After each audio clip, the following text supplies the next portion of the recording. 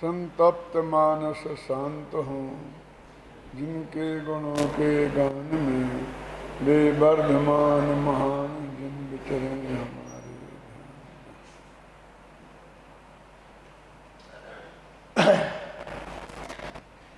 भारतीय संस्कृति में 4 पर्व महान पर्व माने गए हैं। रक्षाबंधन, दशहरा, दीपावली और होली। यदि हम चाहें तो इन्हें 4 वर्णों से आसानी से जोड़ सकते हैं।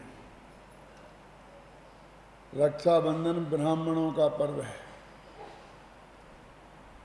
दशहरा क्षत्रियों का पर्व है, दीपावली व्यापारियों का पर्व है और होली शूद्रों का पर्व है। लेकिन इनकी व्याख्या अलग है। ब्रह्मम जानातीति ब्राह्मण, जो ब्रह्म को जाने उन्हें ब्राह्मण कहते हैं।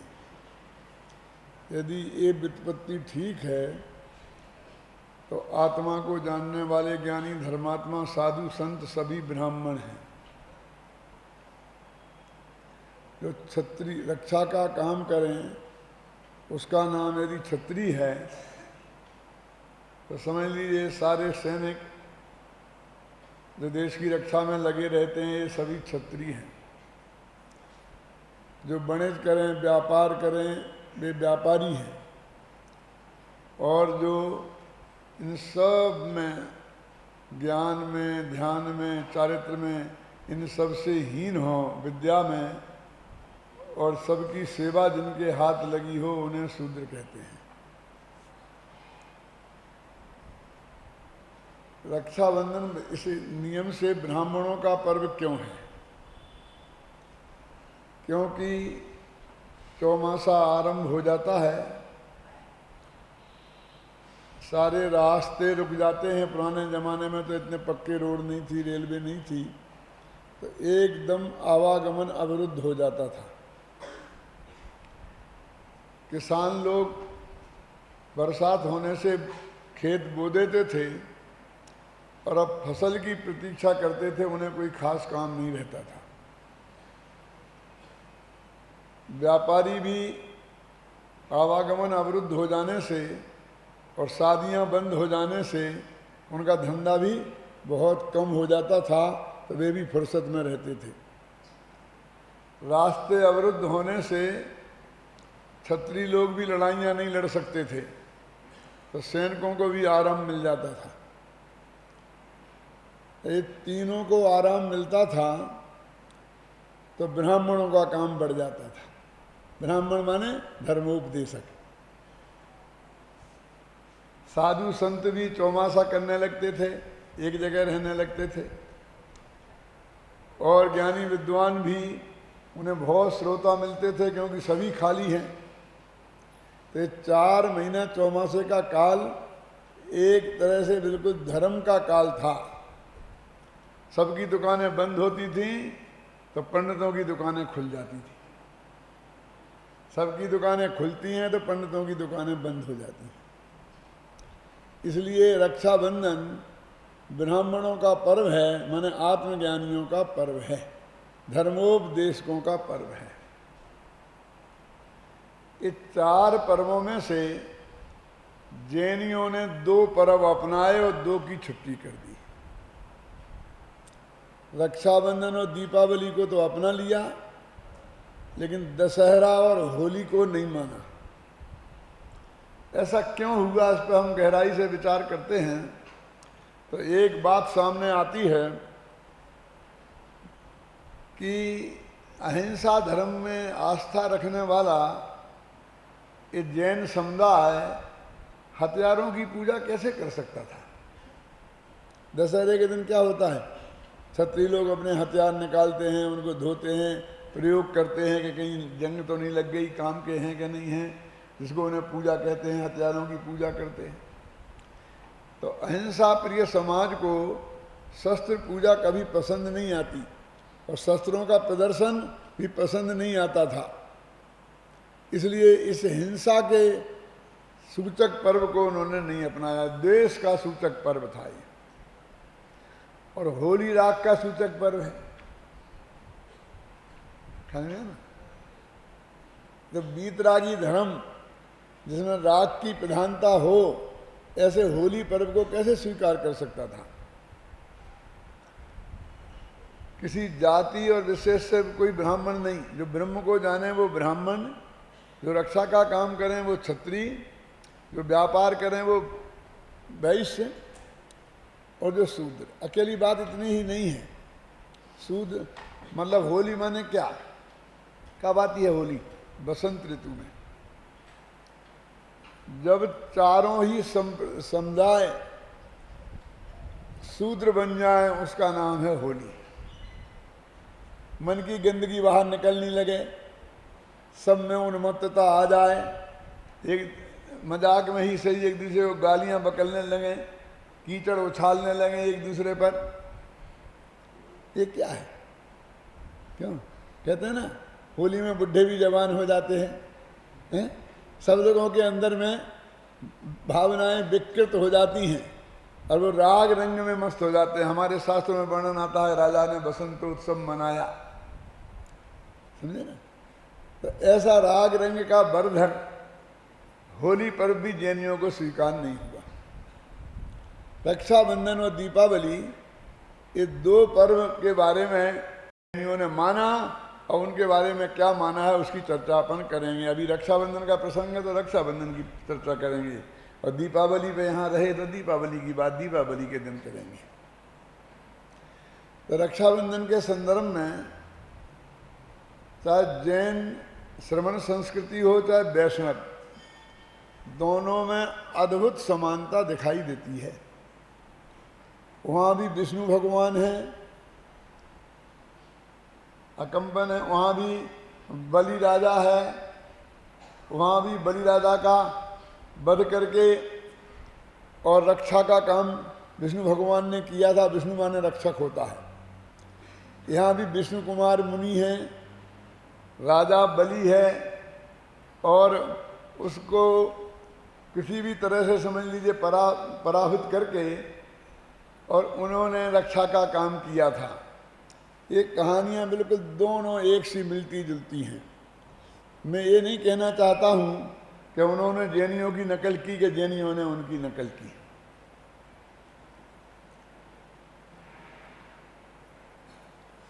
हो सकता है दोनों के यहाँ भी अपनी अपनी परंपराएं चलती नहीं हों, लेकिन इन दोनों में अद्भुत समानता है, ये बात पक्की और नक्की है। नाम भी बड़े विचित्र हैं। जो डिगे नहीं वे अकंपन, कांपे नहीं संकट के समय में। ऐसा नहीं लगता है कि ये नाम उन्हें बाद में दिया गया होगा, पहले उनका कुछ नाम अलग होगा। श्रुत सागर, श्रुत के सागर श्रुत सागर, और रक्षा करने वाले विष्णु कुमार, ये तीनों उपाधियां जैसी नहीं लगती हैं? क्यों? सार्थक नाम कहीं ऐसा ज्यादा देखने में आता है क्या? नामों के साथ तो उल्टा होता है। क्यों? जिनके घर में खाने को नहीं हो वे धनपाल होते हैं। कुरूप का नाम सुंदरी होता है। लोक में नाम तो ऐसे देखे जाते हैं ना। ये सार्थक नाम तो काव्य जगत में ही प्राप्त होते हैं, साहित्य जगत में ही प्राप्त होते हैं। जो भी हो, हम इसकी काल्पनिकता, सत्यता, असत्यता पर विचार करने नहीं बैठे,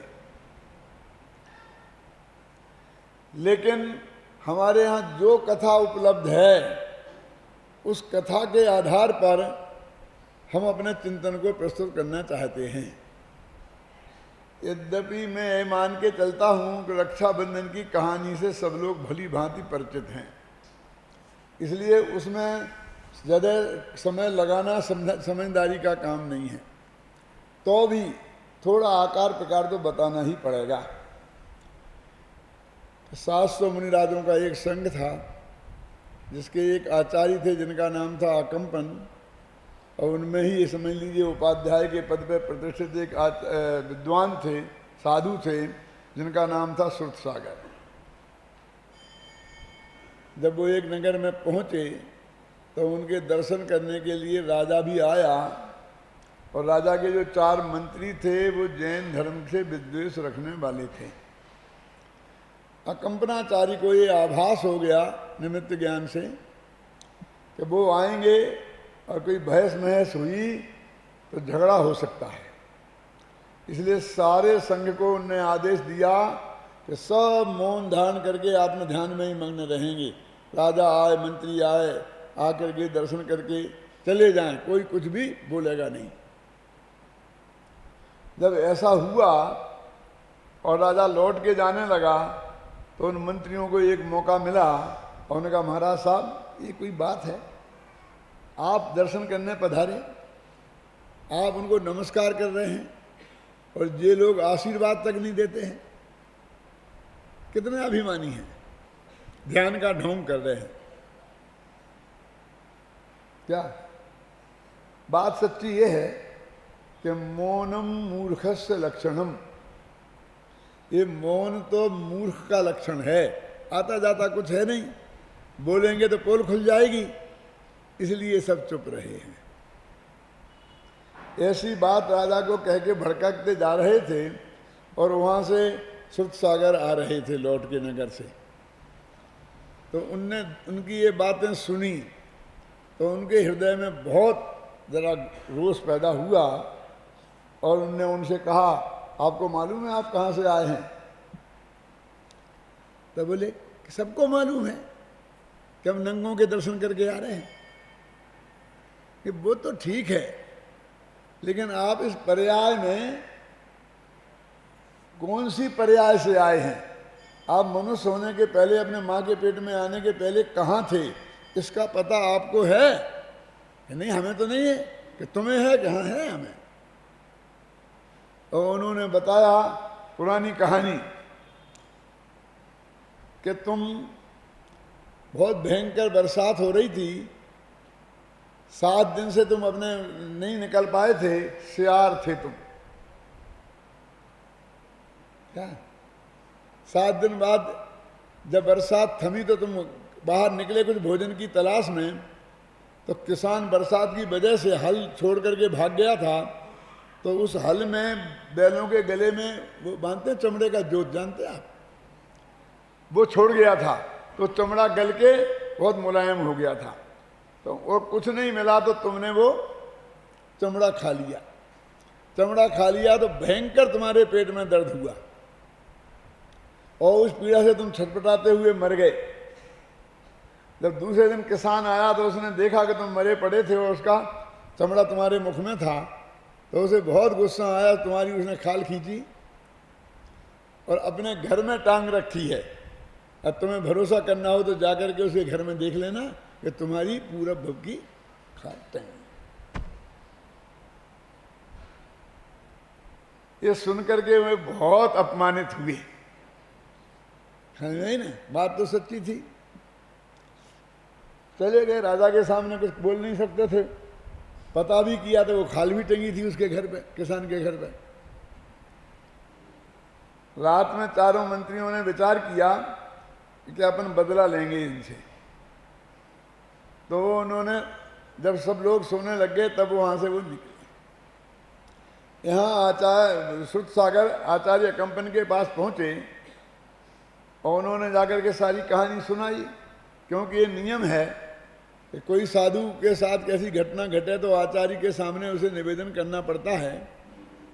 अब वो तो समझते थे कि मैंने ऐसा मुंह तोड़ जवाब दिया है कि आज मेरी बहुत प्रशंसा होगी और श्रुतसागर के अलावा एक आध उपाधि और मिल जाए, विद्या भारती,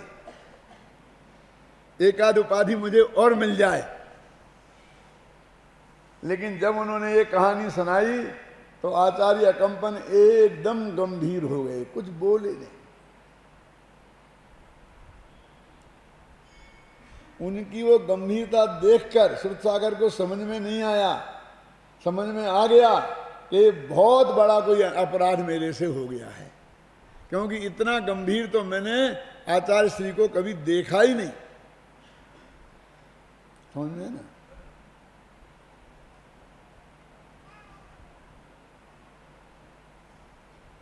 तब उन्होंने कहा, आचार्य श्री,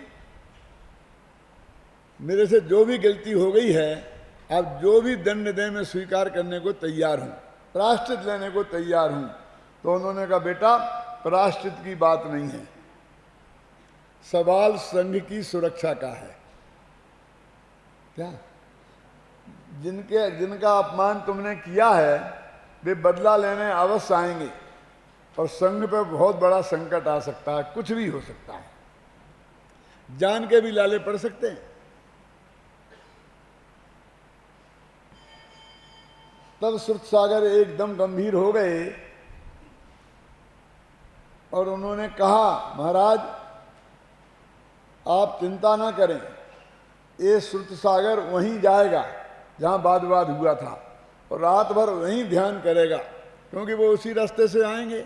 जब उन्हें असली शत्रु मिल जाएगा तो जो कुछ करेंगे वहीं करेंगे, यहाँ संग बच जाएगा। तो उन्होंने कहा, श्रुतसागर ऐसे ही नहीं बनते हैं, 700 मुनिराजों पर मेहनत की, तब उनमें से एक प्रतिभाशाली कोई श्रुतसागर बनता है। मैं अपने सबसे प्रिय शिष्य, जिसको भरी सभा में मैंने श्रुतसागर की उपाधि दी थी, अकेला मरने के लिए नहीं छोड़ सकता हूं। कि नहीं आचार्य श्री, सवाल मरने के छोड़ने का थोड़ी है। क्यों? मैं ही वहां जाऊंगा। और आचार्य श्री गंभीर रहे और वो उठ के चल दिए, क्योंकि आचार्य श्री ये तो कहने वाले नहीं कि जाओ बेटा मरो, हम तुम्हारे साथ नहीं मरेंगे। लिखा तो ऐसा ही है शास्त्रों में कहीं कहीं कि उन्होंने कहा, जाओ तुम ही खड़े रहो, अब सारा संकट नहीं आए, तुम्हारा जो होगा सो भोगना, अब जो जो करे सो भोगे। लेकिन मेरे दिल को स्वीकार नहीं हुआ, तो मैंने अक्षम्य अपराध नाम की कहानी, आप कुछ भी कहो पुस्तक में लिखी है, उसमें ये संवाद लिखा है जो आपको मैंने अभी बताया, कि उनने खुद ही वो स्वीकार किया, अकंपन ने नहीं। लेकिन उनको समझ में आया कि कोई दूसरा रास्ता नहीं है, तो वे बेचारे चुप रह गए और श्रुतसागर वहाँ चले गए। फिर क्या हुआ वो आपको मालूम है। वे आए, उन्होंने तलवारें खींची और फिर वो कीलित हो गए, जो कुछ भी हुआ। फिर वो मुनि संघ वहाँ से बिहार कर गया। चारों मंत्रियों को राजा ने देश निकाला दे दिया, ऐसा काम करने की वजह से। वे जिस नगर में वो जाकर, आखिर बुद्धिमान मंत्री तो थे ही, वो राजा बलि के पास वहाँ जाकर के, दूसरे राजा के महापत्नी था, क्या नाम था, उनके यहाँ जाकर के उन्हें अपनी कुछ कला दिखाई। राजा खुश हो गया, उनने चारों को मंत्री बना लिया और वरदान दे दिया, जो तुम्हें मांगना हो कराने के। राजा ऐसा तो करते ही थे, जो चाहो सो मांग लो बेटा, ये सारी दुनिया इनकी हो। और ऐसे वरदान देने से कई लोग धर्म संकट में पड़े हैं, राजा दशरथ से लेकर। लेकिन आज तक राजा लोग बाज नहीं आते हैं। क्यों? अहम, मैं सबसे बड़ा, जो चाहो सो मांग लो। जब उन्होंने देखा कि वही संघ आ गया है, तो इसका बदला लेने के लिए अच्छा मौका है, तो राजा से उनने 7 दिन का राज्य मांग लिया। और मुनिराजों को दंड देने के लिए सबसे पहले काम तो एक किया कि उनके चारों तरफ जहाँ वो ठहरा था संघ, गेहूं बोआ दिए, क्योंकि वो जानते थे कि जैन मुनि हरियाली पे पैर नहीं रखते हैं। इन्हें कैद में रखने के लिए कोई बड़ी बड़ी दीवारें बनाने की जरूरत नहीं है, तो चारों तरफ हरियाली कर दो, रास्ता मत छोड़ो, तो अपने आप कैद हो जाएंगे। इस तरह उन्हें कैद कर दिया और बहुत गंदे गंदे पदार्थों का वहाँ धुआं किया, जिससे उनको बहुत उपसर्ग हुआ। फिर एक मुनिराज थे विष्णु कुमार, जब उन्हें पता चला कि उन्हें विक्रिया रिद्धि प्राप्त है, तो उन्होंने रक्षा करने का भाव आया और वो आए और राजा के पास गए बामनिया का भेष बनाकर, और उनसे 3 कदम जमीन मांगी। जब उन्होंने दे दी तो बहुत बड़ा रूप बनाकर सारी पृथ्वी नाप ली 3 कदम में, 2 कदम में नाप ली, समझ में ना। और कहा, तीसरा कदम कहाँ रखूं, बोल। क्यों? तुम्हें बहुत शौक है, जो चाहो सो मांग लो। आखिरकार वो उपसर्ग दूर हो गया। ख्याल में है ना? एक कहानी है। अब अपन इस कहानी का पोस्टमार्टम करना चाहते हैं। कहानी तो आप जानते ही थे, लेकिन संक्षेप में किसी को मालूम नहीं हो तो मैंने बताई कि इस कहानी में तीन प्रकार के मुनिराज हैं। एक वो जिनके प्रतिनिधित्व करते हैं अकंपनाचार्य, 700 मुनिराज, एक ग्रुप तो वो है, दूसरे श्रुतसागर और तीसरे विष्णु कुमार। अब इन तीन प्रकार के मुनिराजों में महान कौन है ये हमें निर्णय करना है। तीनों मुनिराज हैं, उनके मुनिराजत्व में मैं कोई शंका नहीं कर रहा हूं, लेकिन महान कौन है ये निर्णय हमें करना है। अभी सब लोग तो विष्णु कुमार को ही मानते हैं, सारे देश में विष्णु कुमार की ही रक्षा होती है, की पूजा होती है रक्षाबंधन के नाम पर। अब थोड़ी थोड़ी अकंपन की भी होने लगी है, जब से मैंने ये व्याख्यान शुरू किए हैं।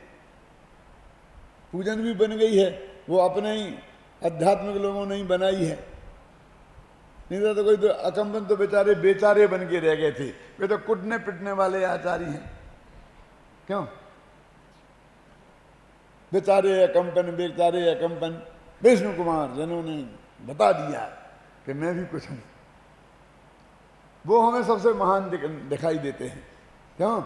और गांव गांव में व्याख्यान होते हैं, विष्णु कुमार ने मुनियों की रक्षा की थी।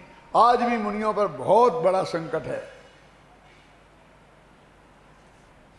इसलिए हम अपनी जान की बाजी लगा के मुनि पद भी छोड़ना पड़ेगा। एक भव चला जाएगा तो चला जाएगा, लेकिन हम मुनि धर्म की रक्षा करेंगे। खतरा किनसे है? आप समझते हो? आप लोगों से, हम लोगों से खतरा है।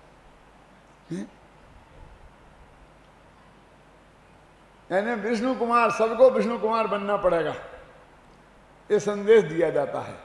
मैं आपसे पूछता हूं कि मुनिराजों का सच्चा स्वरूप के हिसाब से सबसे वैसे भी अकंपन आचार्य थे, और ये दोनों मुनिराज थे, तो आचार्य तो वैसे ही बड़े होते हैं, वो भी हम भूल गए।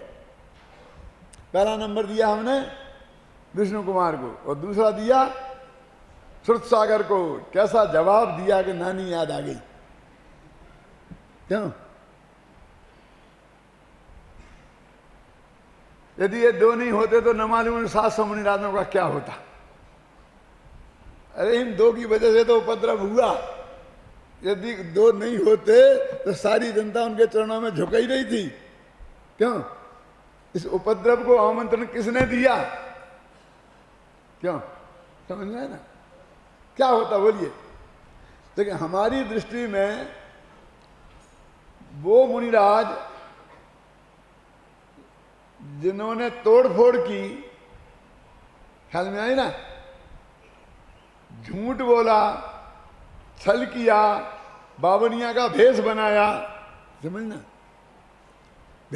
बावनिया का भेष बना करके भीख मांगी और बड़ा भेष बना करके लिया, वो सबसे महान दिख रहे हैं। क्यों? क्योंकि हमारी दृष्टि में यही महान कार्य हैं। तो समझना, मैं उन मुनिराजों की आलोचना नहीं कर रहा हूं, मैं अपने मन का चोर पकड़ने की कोशिश कर रहा हूं। क्यों? क्योंकि उन विष्णु कुमार मुनिराज ने तो वो मुनि पद छोड़ दिया था ये काम करने के पहले, तो उन्होंने मुनि धर्म को कहां बदनाम किया। वे जानते थे कि मुनि पद में ऐसे काम करना ठीक नहीं है। क्यों? उन्होंने मुनि पद छोड़ दिया ना, और फिर बामनिया का भेष बनाया। बामनिया माने ये भी प्रतीक है, सबसे छोटा आदमी, 52 अंगुल का। और सबसे छोटा कौन होता है? जो मांगे उसका नाम सबसे छोटा। क्यों? इससे बड़ा कोई नहीं है। उनके यहाँ एक दोहा आता है कि विष्णु भगवान को भी बामनिया बनना पड़ा मांगने के लिए, मैंने सबसे छोटा आदमी बनना पड़ा। कहाँ सबसे बड़े मुनिराज थे और सबसे छोटे। क्यों? तो उनने तो उसके बाद प्रायश्चित लिया, उनकी तो दीक्षा का छेद हो गया और द्वारा मुनि दीक्षा ली। दीक्षा छेद का मतलब समझते हैं आप कि क्या है? फटाफट अपने छेद कर दिया तो द्वारा जाके फिर ले ली, मुनि के मुनि बन गए। क्यों? जाके अस्पताल में इलाज करा लिया, ऑपरेशन करा लिया, छोड़ छाड़ के फिर आगे फिर बन गए, खत्म, बढ़िया। क्यों? आप जानते हैं उनकी सारी सीनियरिटी खत्म। सीनियरिटी का मतलब समझते हैं? एक मुनिराज ने आज दीक्षा ली और एक ने ली कल माने आने वाले कल, एक ने ली रविवार को, दूसरे ने ली सोमवार को। तो सोमवार को जिसने दीक्षा ली उसे रविवार को दीक्षा लेने वाले मुनिराज को नमस्कार करना पड़ेगा और वो उन्हें धर्म वृद्धि देंगे। अब ये 20 साल पुराने दीक्षित, और सैकड़ों को इनने पढ़ाया लिखाया और कदाचित मान लो आचार्य हो तो दीक्षा भी दी हो। क्यों? अब दीक्षा छेद हो गई, द्वारा मुनि बने तो अपने ही उन शिष्यों को नमस्कार करना पड़ेगा और वे आशीर्वाद देंगे धर्म वृद्धि रस्तु। समझे? ये कितना बड़ा दंड है। इससे बड़ा दंड कोई दुनिया में हो सकता है? क्यों? ये तुम्हें पढ़ाते हो रोजाना, तुम सबके चरण कमल छूते हैं और करें इनको ये तुम्हारे अध्यात्मों को तुम्हारे चरण छूने पड़े। बोलो, आज का आदमी तो कहेगा मर जाऊंगा लेकिन मैं तो नहीं करूंगा ऐसा। लेकिन है, शास्त्र का नियम है। दीक्षा छेद का मतलब आप समझते हैं कितनी बड़ी सजा। आज तक का जो तुमने मुनि धर्म था वह सब गया। इतना बड़ा दंड जिनने स्वीकार किया, ख्याल में आई ना? अब उसके हम गीत गा रहे हैं। वे अपनी जिंदगी का सबसे अच्छा दिन मानते होंगे इसे कि सबसे बुरा दिन। किसी मुनिराज की दीक्षा का छेद हो जाना, क्यों, ये उसके लिए सबसे बुरा दिन है कि अच्छा दिन? और हम ये हैं कि हम उसी दिन को याद कर करके उनकी पूजा कर रहे हैं। यदि उनने ऐसा नहीं किया होता तो शायद विष्णु कुमार की पूजा का कभी नंबर ही नहीं आता। क्या किया? क्यों? हमें रक्षा रक्षा रक्षा रक्षा दिखती है, लेकिन उन्होंने अपने पद से भ्रष्ट हुआ ये नहीं दिखता है। गंभीरता से सोचो। दूसरा नंबर अपने सुध सागर को दिया और उनका बचाव करते हैं हम बहुत। उन बेचारों को पता नहीं था आचार्य श्री की आज्ञा का कि उनने कहा था कि भाई यहाँ तो कोई बोलना मत, ध्यान में बैठे रहना। यदि पता होता तो वे बिल्कुल नहीं बोलते। बेचारों को पता नहीं था। मैं कहता हूं कि उन्हें ये पता नहीं था कि आचार्य श्री ने ऐसी आज्ञा दी है, लेकिन वे तो श्रुत के सागर थे। ये तो जानते थे ना कि चलते रहते हर किसी से, खासकर विरोधी से उलझना अच्छी बात नहीं है। क्या इतनी भी नहीं जानते थे?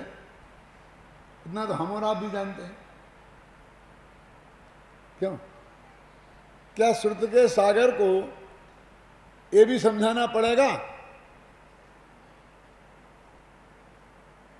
उन्हें अपने विवेक से कोई अच्छा निर्णय किया था क्या? छोड़ो विवेक की बात, पता नहीं था। क्यों नहीं था पता? कि साहब एक कल उपस्थित नहीं थे जब उन्होंने बताई थी। क्यों नहीं थे उपस्थित? अनुपस्थित रहना ये तो कोई बहुत बढ़िया काम होगा। किन विद्यार्थियों के इस बात के लिए माफ किया जा सकता था कि कल हम मौजूद नहीं थे इसलिए हमें पता नहीं था कि क्या सूचनाएं दी गई। क्यों? इस वजह से कोई चीज माफ की जा सकती है कि की जानी चाहिए?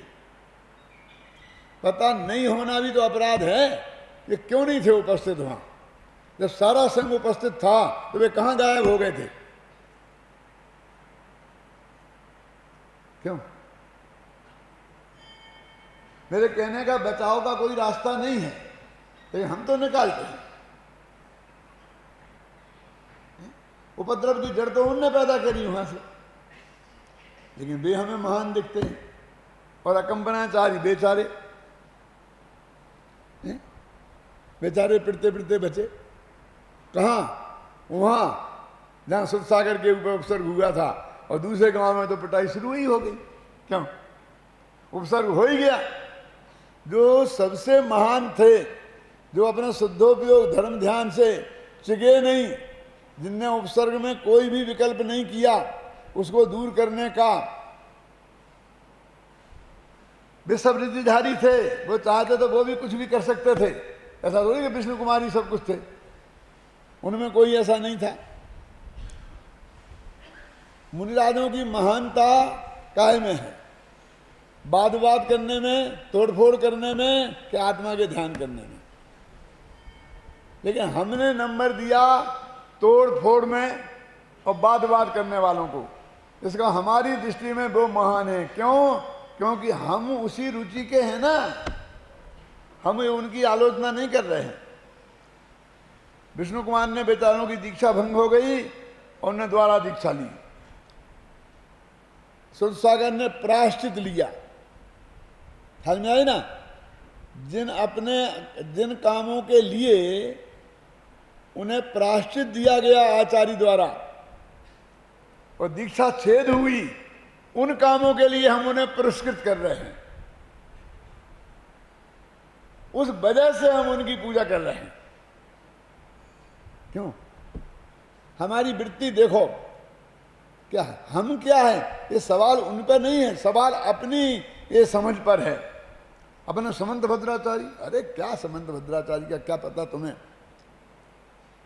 जो ऐसा डंके की चोट बोलते थे, बाधार्थी विचराम में हम जन्नर पते साद्रूढ़ विक्रीडतम, मैं शेर के समान बात के लिए विचरण करता हूं। ऐसे गजब के थे समंत भद्र महाराज, और उन्हें पिंडी तोड़ फोड़ कर दी थी। क्या मालूम है कहानी? वो क्यों नहीं मालूम होगी? क्यों? वो तो हमारी महिमा की कहानी है। तो उन्हें भस्मक व्याधि हो गई, इतनी जो भी खाए सो सब भस्म होने लग जाए, तो उन्होंने कहा मैं समाधि में ले लूंगा।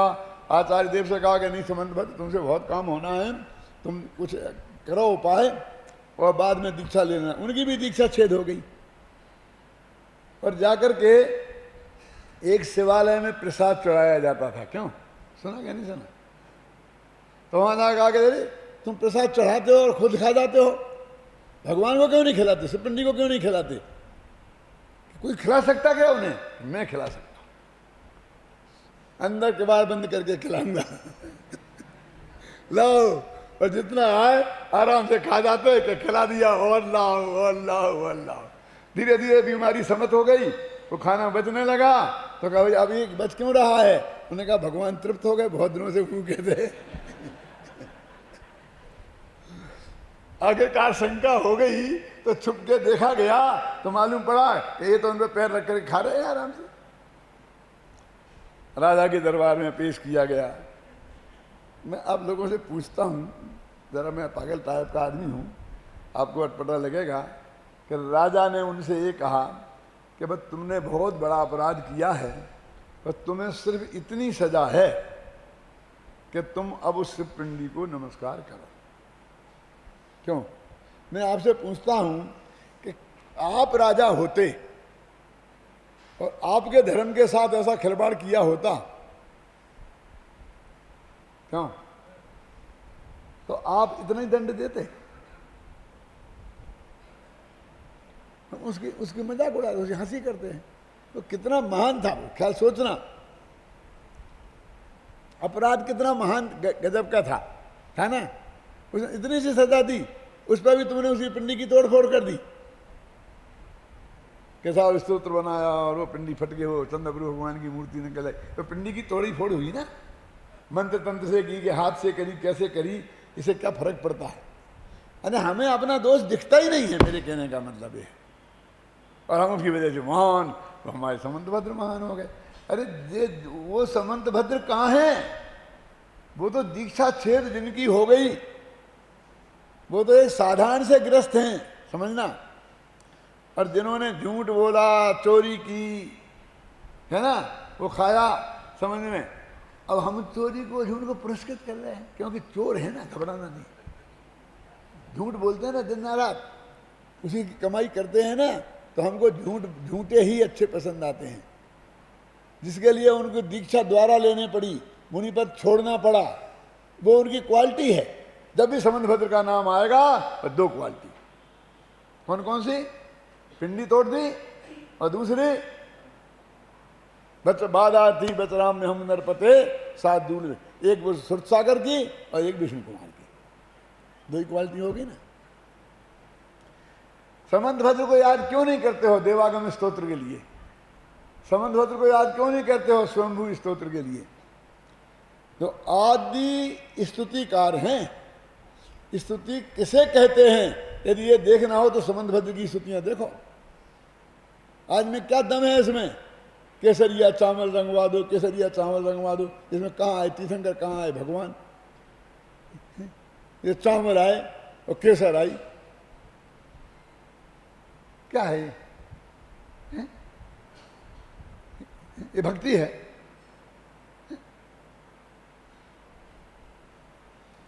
देवागम न भोयाने चामरादि विभूतिया माया विश्व विदर्शनते नातस्तमसिनो महान। वो भक्ति तो वो है। क्यों? कथन चित्ते सदैवेष्टम कथनचित असदैव तत्। वो भक्ति है, सारा न्याय शास्त्र जिसके आधार पर खड़ा हो गया।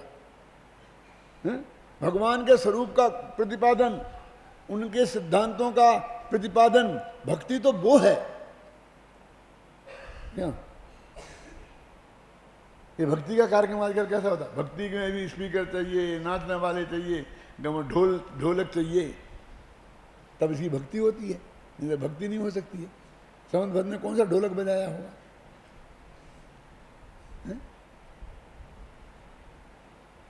सोचो आप।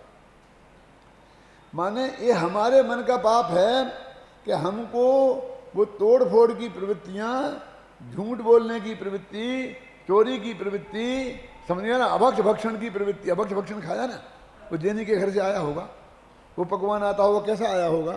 क्यों? समझे ना, उसको हम पुरस्कृत कर रहे। वो समंतभद्र की, हम समंतभद्र के भगत हैं। किस लिए? कि जिसने कहा नास्माकम परीक्षा प्रधाना नाम, हे भगवान महावीर, हम जैसे परीक्षा प्रधानी के लिए तुम ऐसे ही नमस्कार करने योग्य नहीं, पहले हम तुम्हारी भी जांच करेंगे तब तुम्हें नमस्कार करेंगे। हम उस समंतभद्र के पुजारी हैं कि जिसने परीक्षा किए बिना भगवान को भी नहीं माना और आप तो परीक्षा, आप तो मीमांसा लिख दी। तो ये रक्षाबंधन पर्व में तीन मुनिराज हैं, तीन ग्रुप हैं, एक अकंपनाचारी का, एक श्रुतसागर का, एक विष्णु कुमार का। एक जो मन वचन काय से डिगे नहीं, इसलिए सार्थक नाम हुआ अकंपन, कांपे नहीं वो। और दूसरे वाणी से डिग गए, बात किया ना, मन से तो डिगे ही, वाणी से भी डिग गए, और तीसरे वाणी से भी डिग गए और काया से भी डिग गए। वो भी बावनिया का रूप बना लिया ना, कम से कम इन्हें भेष तो नहीं बदला था। क्यों? तो एक काया के अपराधी, दूसरे वाणी के अपराधी, ये दोनों, और तीसरे मन वचन काय से परम पवित्र शुद्धोपयोगी, आत्म ध्यान में मग्न। बोलो कौन महान है? हम अपने चित्त में गहराई से इस बात पर विचार करें, चिंतन करें। देखो, जो महापुरुष लोग अपनी जिन गलतियों के लिए जीवन भर पछताते रहे, हम उन्हीं महापुरुषों की प्रशंसा उन्हीं गलतियों के कारण करते हैं। कैसी गजब की बात है। वो मेरा पश्चातापक नामक काव्य है ना, उसमें मैंने यही लिखा है कि रामचंद्र जी सीता के साथ जो उन्होंने व्यवहार किया, उसके लिए जीवन भर पछताते रहे। उसी काम के लिए हम कहते गजब का, देखो तो पत्नी तक को छोड़ दिया, जंगल में भिजवा दिया, बियाबान जंगल में। कोई शेर खा जाता तो उसकी परवाह नहीं करी। क्यों? और अग्नि परीक्षा के दिन आपने घर में नहीं घुसने दिया। जो वो उनके जीवन में बड़ी गलती हो गई, वो ये मान के पछता रहे हैं, हम उन्हीं की वजह से उन्हें महान। वो खुद कहते हैं, स्वजन को दे देने से दंड नहीं हो जाता कोई महान, स्वजन को दे देने से दंड नहीं हो जाता कोई महान। बस अपने को दंड अपराधी को देना चाहिए कि अपने को। देखो तो उसने अपने बेटे को फांसी पे चढ़ा दिया, बारे बार। अपराधी को बोलो ना, अपराध किया उसने तो बेटे को कहां चढ़ाया, अपराधी को चढ़ाया है। सजा तो अपराधी को दी जाती है, ख्याल में आई ना। लेकिन हमारी ऐसी वृत्ति हो गई है, हमारे आंख पकड़ ही नहीं रही है कि ये सब क्या करें। वो रामचंद्र जी खुद सोच रहे हैं क्या कि हम जंगल में गए थे, सीता को हम साथ में ले गए थे, एक सीता थी, हम दो दो थे धनुषधारी, तो उनकी रक्षा की जिम्मेवारी किसकी थी? रक्षा की जिम्मेवारी तो हम दोनों की थी ना, और हम कुछ नहीं कर पाए और रावण हर ले गया। तो अपनी जिम्मेदारी नहीं निभा पाई। यदि ये अपराध है कि सीता को रावण हर ले गया, इसमें सीता का क्या अपराध है? अपराध है तो उनका है, दंड उन्हें मिलना चाहिए। क्यों? दंड जानकी को देना, क्या यही न्याय हमारा है? फिर 6 महीने तक हम रावण के यहां से उनको छुड़ा नहीं पाए, तो इसमें सीता की क्या गलती है? कि साहब 6 महीने तक वहां रही, 6 महीने तक वहां रही, तो 6 महीने तक वहां अपनी राजी से रही क्या? पर पुरुष के घर 6 महीने तक रही, हम कैसे उसे माफ कर दें? अरे माफ कर दें, तुम 6 महीने तक नहीं छुड़ा पाए, तुम्हें कैसे माफ कर दें? तुम बात करो। क्यों? और उसकी गलती थी और तुम्हें जंगल में ही भेजना था, तो वहीं रहने देते ना आराम से। लाए काय को छुड़ा करके अपनी नाक के पीछे? क्यों? जो होता हो जाता, मर जाती, जी जाती, जो कुछ भी होता हो जाता, और लाए और जंगल में शेर को खाने के लिए छोड़ दिया। और धोबी के कहने से सोचते ना, खुद ही वे कहते हैं मेरे से समझदार तो धोबी निकला। क्या सारी दुनिया के कहने से उसने अपनी पत्नी को नहीं निकाला और बिना अभी परीक्षा के घर में रख लिया। क्यों? समझदारी किसने की? उसको गालियां दिए जा रहे, उसको गालियां दिए जा रहे हैं। सारा दोष धोबी का, सारा दोष धोबी का। मेरे कहने का अर्थ यह है कि हम शास्त्रों का मर्म सही तरीके से समझने की क्षमता हमें नहीं है। कहानी तो हमारे सामने है ना। मेरे कहने का अर्थ यह है कि अपन ने कहानी में तो कोई फेरफार नहीं किया है ना, कहानी तो वही की वही है ना। एक घटना तो अपने शास्त्र में यही आई है ना। हम तो जो घटना आई है उस पर प्रश्न चिन्ह कहाँ लगा रहे? हम तो ये कहते हैं कि उनमें कौन महान है। हम तो तीनों के पुजारी हैं, क्योंकि जब तक सुरसागर ने वो गलती नहीं की थी तब तक भी हम उनके पुजारी थे। गलती करने के बाद प्रायश्चित ले लिया तब भी हम उनके पुजारी हैं, क्योंकि सच्चे गुरु तो थे ही ना वो। विष्णु कुमार ने जब तक बावनिया का भेष नहीं डाला था तब भी हम रोजाना उन्हें अर्घ चढ़ाते थे। तंज परमेष्ठी को अर्घ चढ़ाते हैं ना, देवसास गुरु की पूजन करते हैं ना, तब भी चढ़ाते थे। और बाद में द्वारा दीक्षा ले ली तब भी चढ़ाते हैं। वो बीच का पीरियड है, उस वक्त हम नहीं चढ़ाते। लेकिन तुम तो वही को याद करके चढ़ाते हो। क्यों? भाई कैसी विचित्र बात है। रक्षा करने वाले महान हो गए, जिनकी रक्षा की वो छोटी हो गई। यही तो हुआ ना कि पारसनाथ की रक्षा किसने की? धैर्येन्द्र पद्मावती ने। क्यों? तो महान कौन? पारसनाथ का धैर्येन्द्र पद्मावती। क्यों? बताओ कि अब इसमें महानता किसकी है? बेचारे पारसनाथ तो पिट रहे थे, यदि वे नहीं बचाते तो वे तो बेचारे हो गए। एक तरफ लगे भगवान जिन्हें अंतर्मुक्त में केवल ज्ञान हो गया। अरे वे तो वज्र से नाराज संजन की थे, उनके लिए तो वज्र की ताकत से भी कुछ उनका उंगली हिल नहीं सकती थी।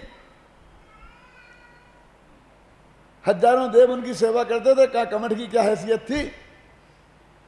वे बेचारे हो गए आत्मा का ध्यान करने वाले, जो आत्मा के ध्यान से नहीं डिगे।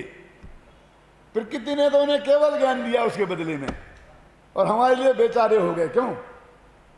और बस पद्मावती जी की महिमा होने लगी, और वो पद्मावती की मूर्ति 3 फुट की, उसके ऊपर 1.5 इंच के पारसनाथ, वो जैसे वो माथे पे लगाते थे, वो क्या औरतें लगाती ना माथे पे, ऐसे भगवान पारसनाथ बैठे। क्या हो गया? रक्षा करने वाला महान हो गया। क्यों? क्यों उन्होंने रक्षा की? अच्छा क्यों की? किसने की रक्षा? शास्त्र में क्या लिखा है? क्या लिखा है? धरणेन्द्र पद्मावती ने ऐसा की ना, तो धरणेन्द्र तो गायब ही हो गया, ये पद्मावती आए वो आपस हो गए। क्यों? ये कैसे हो गया कि धरणेन्द्र का मूर्ति बना के क्या करते हो वहां? क्योंकि ऐसे तो भगवानों की बहुत है, पुरुषों की तो एक महिला को चांस देना चाहिए ना, महिला खुद अरे धरणेन्द्र पद्मावती, तो धरणेन्द्र ने की रक्षा, तो पद्मावती तो उनकी पत्नी से साथ में हो गई ही ना, इसमें क्या है? क्यों? यानी पति के साथ पत्नी तो रहती ही है ना, समझ गए ना? मैं पूछता हूं, रक्षा करने पद्मावती गई थी कि धरणेन्द्र? और धरणेन्द्र के साथ पद्मावती गई थी कि पद्मावती के साथ धरणेन्द्र गए थे? विचार कर, हम कहां से कहां पहुंच गए, सोचने की शक्ति हम में रही नहीं है। अरे जिसकी उनने परम पूज्य मान के, मैं धरणेन्द्र पद्मावती की निंदा नहीं करना चाहता, क्योंकि उन्होंने तो उनको परम पूज्य मान के उनको उपसर दूर करने का भाव किया। उनने क्या गलती की? मैं तो हम अपनी समझदारी को कोस रहा हूं कि हमने भक्तों ने ये किया, शायद उनको भी पसंद नहीं होता। क्यों साहब? एक पुलिस सुपरिटेंडेंट को हम अपने यहाँ बुलाएं और उसके सामने सिपाही के गीत गाएं, क्यों? वो पसंद आएगा? सिपाही को पसंद आएगा? कहे भैया भी साहब की बात करो, मेरी बात क्या कर रहे? क्यों साहब? अरे हमारे लिए तो यही भगवान है, हमारी रक्षा तो एक ही करते हैं, आप तो ठीक है लेकिन ये होगा मिनिस्टर के सामने आकर के पुलिस सुपरिटेंडेंट की प्रशंसा करो, चलेगा? बोलो, लोग में क्या सबका मर्यादा है? अब तुम पारा देना है, उनके गीत गा रहे हो। वो तो कहते भैया तुम भी भगत और हम भी भगत। पारसनाथ को केवल ज्ञान हो गया, उनकी पूजा करो, उनकी भक्ति करो, हम भी तुम्हारे साथ करेंगे। गलती कोई धरणेन्द्र की थोड़ी है, पद्मावती की थोड़ी है। क्यों? गलती तो हमारी समझ की है कि हमारे समझ में हमारा दिवाला निकल गया है, हम सोचते ही नहीं हैं और इस पर विवाद करते हैं। उसने क्या किया? एक किया, एक प्रमाण पेश करते हैं, शास्त्र में लिखा है। अरे घटना घटी तो शास्त्र में लिखी होगी ना, क्यों? और उसके बाद की प्रशंसा भी की होगी, कौन कहते जितनी योग्य है जिसके, समझे ना, प्रशंसा भी की होगी ना। लेकिन बाद में ये भी कि पार्श्वनाथ तो अपने में सुरक्षित थे। क्यों जी? मैं आपसे पूछता हूं, यदि धरणेन्द्र पद्मावती नहीं आते तो न मालूम क्या हो जाता। क्या हो जाता? उन्हें केवल ज्ञान नहीं होता, ये पिट जाते, सिर फूट जाता, खून निकलता, हड्डी खराब हो जाती, क्या हो जाता? अब बताओ तो। अरे जो हुआ वो ही होना था, केवल ज्ञान। उसके उपसर्ग के कारण कोई केवल ज्ञान हुआ नहीं और उपसर्ग निवारण के कारण भी केवल ज्ञान नहीं हुआ। इसलिए एक श्वेतांबर आचार्य ने तो बहुत स्पष्ट शब्दों में लिखा, कमठे धरणेन्द्रे च सूचितम कर्म कुर्वती प्रवोस्तुल्या मनोवृत्ति पार्श्वनाथा न वेस्तुते। क्या लिखा? कमठे धरणेन्द्रे च, वहां पद्मावती का नाम नहीं लिया, इतनी तो श्वेतांबरों में है। कमठ ने अवसर किया और धरणेन्द्र ने निवारण किया। उसने अपने कसाई के योग्य कार्य किया और उसने अपने भक्ति के योग्य कार्य किया। लेकिन हे पारसनाथ भगवान, तुम कमठ से नाराज नहीं हुए और पारसनाथ से, उससे धरणेन्द्र से खुश नहीं हुए, इसलिए मैं तुम्हें नमस्कार करता हूं। यदि तुम धरणेन्द्र से खुश हो जाते और कमठ से नाराज हो जाते तो कम से कम मैं तुम्हें नमस्कार नहीं करता। क्या कह रहे हो? क्यों? इसमें हमें तुम्हें फर्क क्या रहा? फिर जो हमें अनुकूलता बताता है उससे हम राग करते हैं, जो प्रतिकूलता बताता है वो द्वेष करते हैं। हम तो उस वीतरागता के पुजारी हैं कि जो न अनुकूलता बताने पर न प्रतिकूलता पर, ख्याल में है ना, वस्तुतः हम तो उस वितरागता के पुजारी हैं। तो हमें रक्षाबंधन के दिन ये जरा गंभीरता से विचार करो थोड़ा बस। रक्षाबंधन शब्द का अर्थ क्या है? बहुत बहुत कहानियां कर ली हैं, बहन भाई की रक्षा करे, फलाना फलाने की रक्षा करे, ये करे वो करे।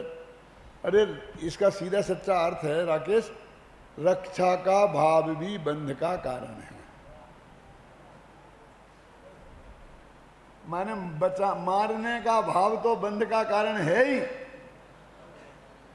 रक्षा करने का भाव भी बंध का कारण है। वो पाप बंध का कारण है और ये पुण्य बंध का कारण है, लेकिन बंध का कारण है, बंध के अभाव का कारण नहीं है।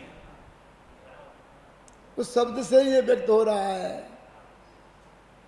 क्यों? जिस धर्म में ये कहा हो कि कोई किसी को मार दिला नहीं सकता, कोई किसी की रक्षा नहीं कर सकता, क्यों? कोई किसी का भला बुरा नहीं कर सकता, वहाँ रक्षा के भाव को इतना दम मिलेगा, इतना महान मिलेगा?